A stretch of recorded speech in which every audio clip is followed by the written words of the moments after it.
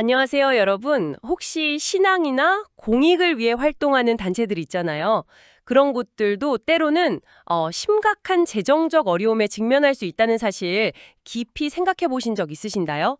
오늘은 바로 그런 비영리법인, 특히 우리 주변에서 볼 수 있는 종교단체들이 재정난에 빠졌을 때, 어떤 법적 절차를 통해 문제를 해결해 나가는지 그 과정 속에 숨겨진 이야기들을 좀 깊이 파헤쳐 보려고 합니다.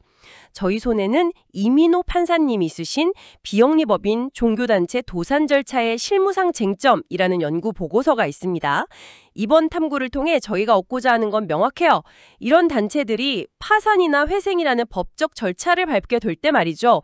일반 영리기업과는 근본적으로 다른 어떤 독특한 문제들에 직면하는지, 그리고 그 과정에서 발생하는 법적 또 실무적 쟁점들은 구체적으로 무엇인지 이걸 명확하게 이해하는 겁니다. 자, 그럼 이 흥미로운 주제 속으로 함께 들어가 볼까요? 먼저 이야기를 풀어가려면 기본적인 개념부터 좀 짚어야 할 것 같아요. 비영리법인이란 정확히 뭘까요? 우리가 흔히 아는 회사, 그러니까 영리법인과는 다르잖아요. 이윤 추구가 아니라 특정한 비영리 목적, 예를 들면 뭐 학술 연구, 종교 활동, 자선 사업 같은 거요. 이런 공익적 목표를 위해 설립된 단체를 말하는데 법적으로는 크게 두 가지 형태로 나눌 수 있다고요. 바로 재단법인과 사단법인이죠. 네, 맞습니다. 그 구분이 중요해요. 재단법인은 민법 제32조에 근거하는데 특정 목적을 위해 출연된, 그러니까 쉽게 말해 기부된 재산 덩어리, 이걸 중심으로 운영되는 법인입니다. 뭐 장학재단이나 문화재단 같은 곳 생각하시면 좀 쉬울 거예요. 반면에 사단법인은 같은 민법 조항이랑 제40조에 따라서 일정한 목적을 위해 결합한 사람들의 모임, 즉 구성원, 사원을 중심으로 운영되는 단체를 말하죠. 각종 협회나 동창회 같은 데가 사단법인 형태를 띌 수 있고요. 근데 여기서 정말 중요한 포인트가 있습니다. 바로 많은 종교단체들이 실제로는 공식적인 법인 설립 등기를 안 하고 운영되는 경우가 꽤 많다는 점이에요. 이런 경우를 법에서는 법인 아닌 사단 또는 법인 아닌 재단이라고 부릅니다. 아, 법인 아닌 사단이나 재단이요. 그러면 법적으로는 어떤 차이가 생기는 건가요? 가장 큰 차이 중 하나가 바로 재산 소유 관계예요. 예를 들어 여러분 주변에서 흔히 볼 수 있는 개별 교회나 작은 사찰 같은 곳들, 이런 곳들이 법인 아닌 사단에 해당될 수 있거든요. 이런 단체의 재산은 법인 명의로 등기된 게 아니기 때문에 민법 제275조에 따라서 그 구성원들의 총유 상태가 돼요. 청유요? 네, 총이라는 것은 단체 구성원 전체가 공동으로 소유는 하되 각자 지분은 없고 단체의 목적 범위 내에서만 사용하고 수익할 수 있는 뭐랄까 아주 독특한 공동소유 형태입니다. 개인 소유가 아니라 공동체 전체의 소유 개념이라서 나중에 재산을 처분하거나 담보로 제공하는 것 같은 법률 행위를 할 때 일반 법인보다 훨씬 복잡한 절차와 요건을 충족해야 하는 문제가 생길 수 있어요. 이게 도산 절차에서도 중요한 쟁점이 되고요. 아, 총유 상태, 그냥 공동 소유라고 생각했는데 그 법적 성격 때문에 재산 관리가 복잡해질 수 있다, 이 말씀이시군요. 네, 이해됩니다. 그럼 다음으로 종교단체는 법적으로 어떻게 정의될까요? 일반적으로는 특정 종교의 교리를 전파하고 또 그에 따른 종교 의식을 거행하고 신자들을 교육하고 양성하는 것, 이걸 주된 목적으로 하는 단체를 의미하죠. 한국에서는 뭐 다양한 종교들이 활동하고 있지만 법적 구조나 도산 절차 논의에서는 주로 규모가 크거나 사회적 영향력이 있는 개신교, 불교, 천주교 등이 주요 대상이 되는 경향이 좀 있습니다. 그런데 이 종교단체들도 법적 구조는 다 다르다고 들었어요. 그 차이가 도산 절차에도 영향을 미칠 것 같은데요. 그렇습니다. 아주 중요한 지적이세요. 종교별로 법적 구조랑 자산 관리 방식이 상당히 달라요. 예를 들어 개신교 교회의 경우 아까 말씀드린 법인 아닌 사단 형태로 운영되는 곳이 대다수입니다. 그러다 보니까 때로는 개별 교회가 가진 부동산이나 재산의 소유권이 그 교회 자체에 있는지 아니면 그 교회가 속한 상위 교단에 귀속되는지를 두고 법적 분쟁이 생기기도 하고요. 도산 절차에서는 누구에게 재산 처분 권한이 있느냐는 아주 중요한 문제죠. 불교의 경우를 보면 개인이 운영하는 작은 암자부터 국가나 지자체가 지원하는 전통사찰까지 다양하죠. 특히 문화재보호법상 지정된 전통사찰들은 대부분 재단법인이나 사단법인 형태를 띠고 특정 종단, 조계종이나 태고종 같은 이런 종단에 소속돼서 체계적으로 관리되는 경우가 많습니다.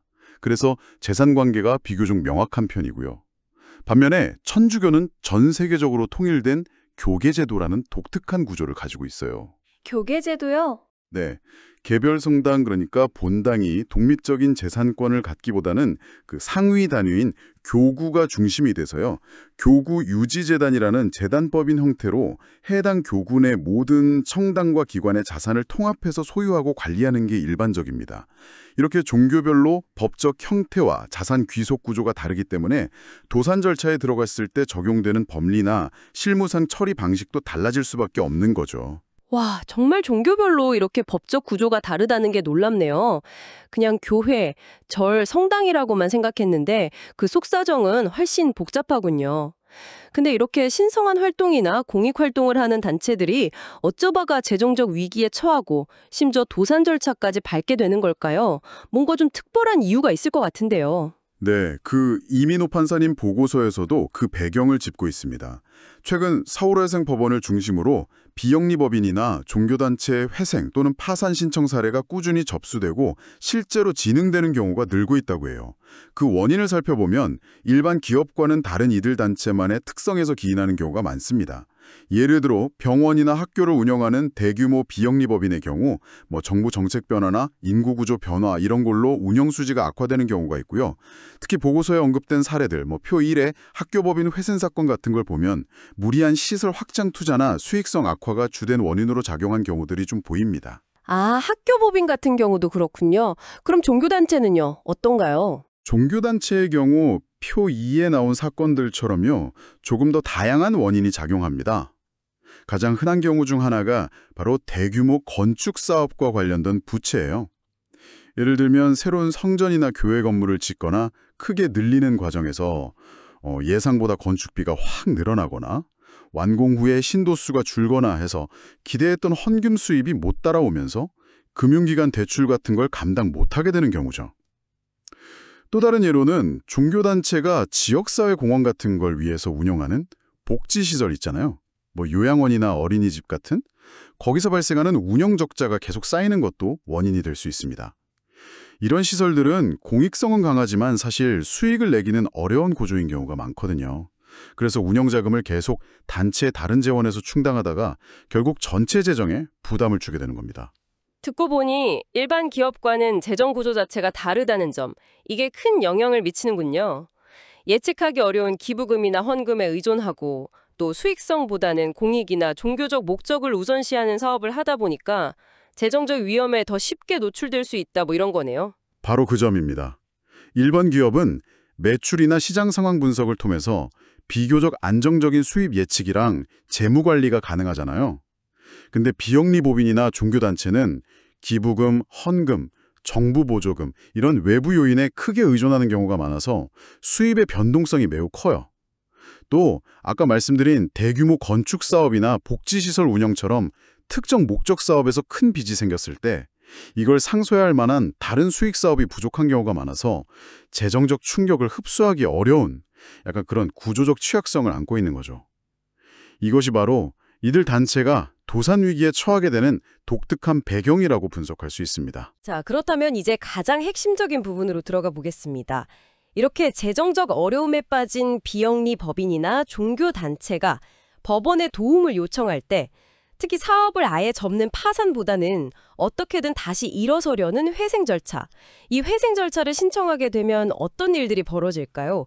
일반 기업의 회생 절차와는 어떤 점이 다르고 어떤 특별한 어려움에 직면하게 되는 걸까요?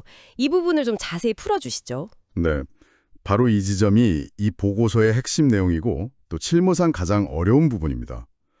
비영리 법인과 종교단체의 회생 절차는 여러 단계에서 일반 기업과는 다른 아주 특수한 문제들에 부딪히게 됩니다.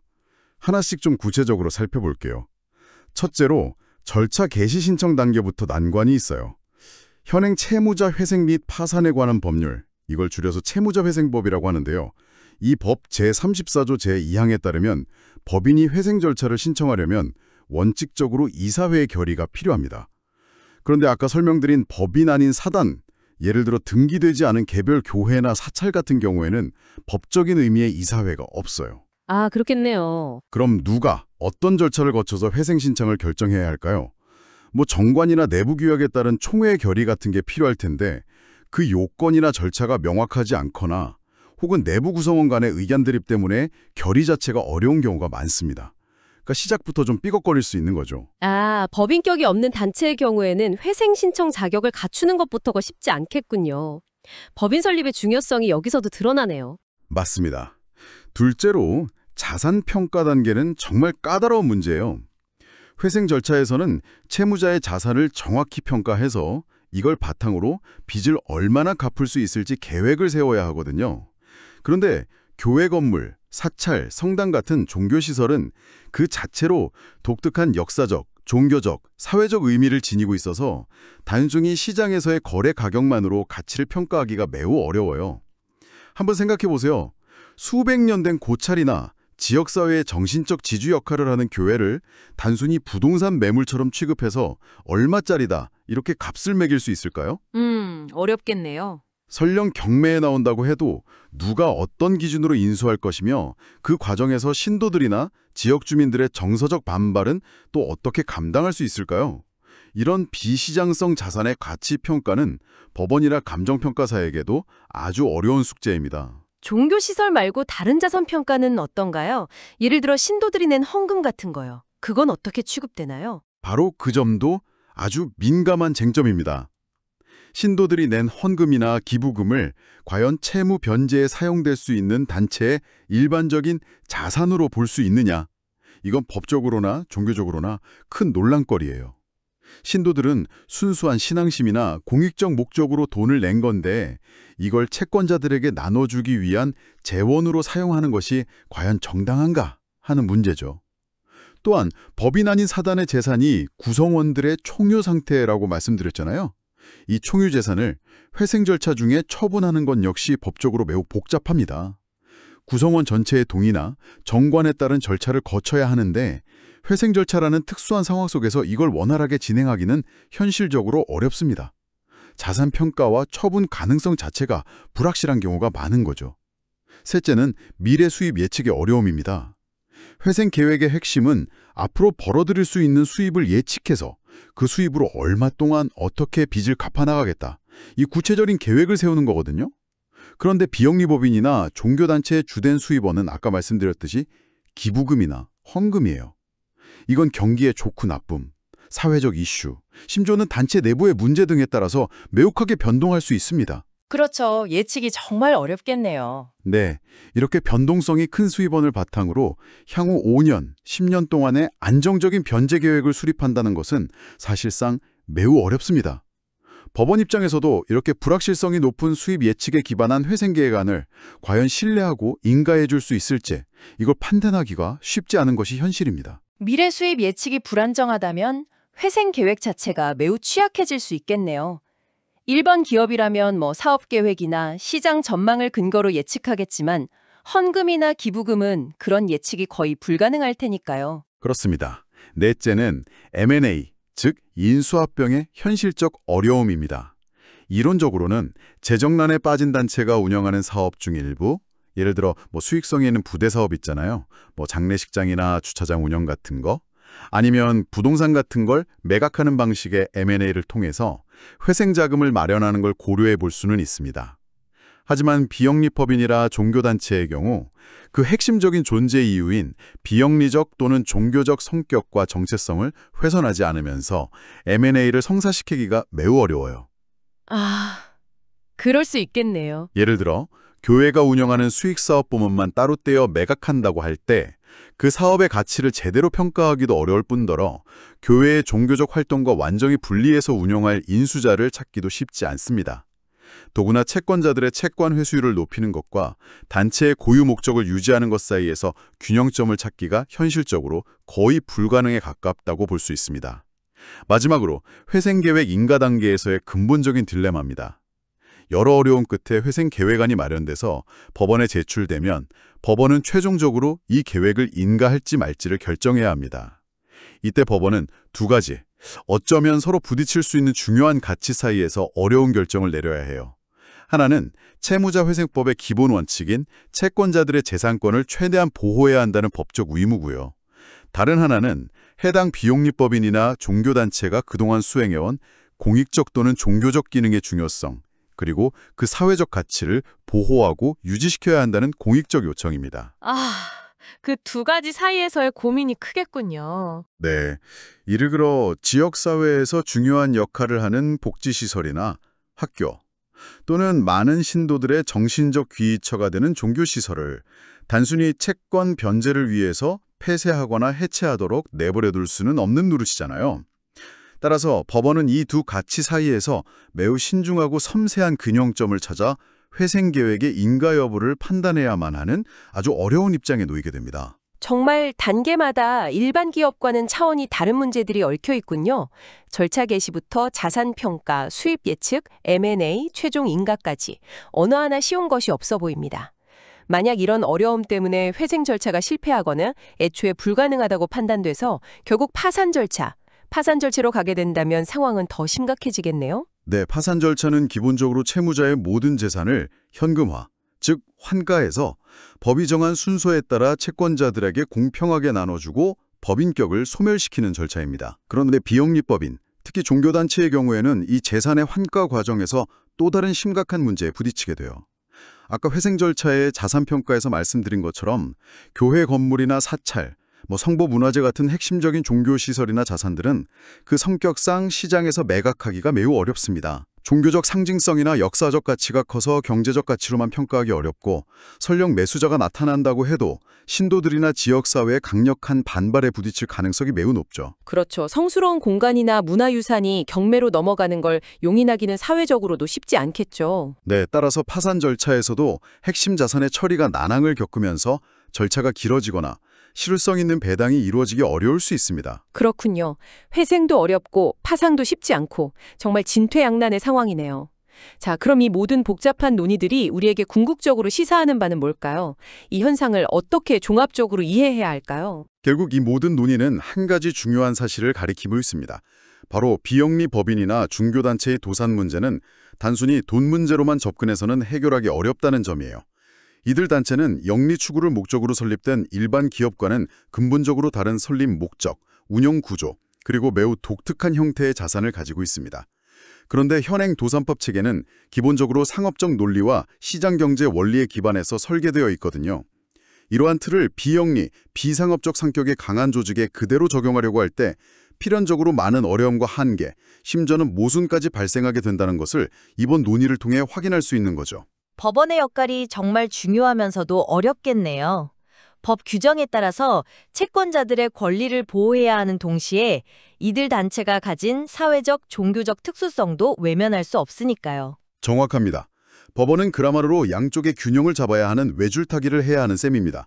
채무자회생법이라는 법률의 틀 안에서 최대한 공정하게 채권자들의 권리를 보호해야 할 법적 의무가 있지만 동시에 해당 비영리법인이나 종교단체가 우리 사회에서 수행해온 고유한 역할, 예를 들어 교육, 복지, 문화, 종교활동 등을 통해 기여해온 공익적 가치를 무시할 수는 없어요. 따라서 법원은 사안마다 매우 섬세하고 신중한 접근을 통해 개별 사건의 특수성을 고려한 합리적인 해결책을 모색해야 합니다. 오늘 저희가 살펴본 이민호 판사님의 보고서 결론 부분에서도 바로 이 점을 강조하고 있어요.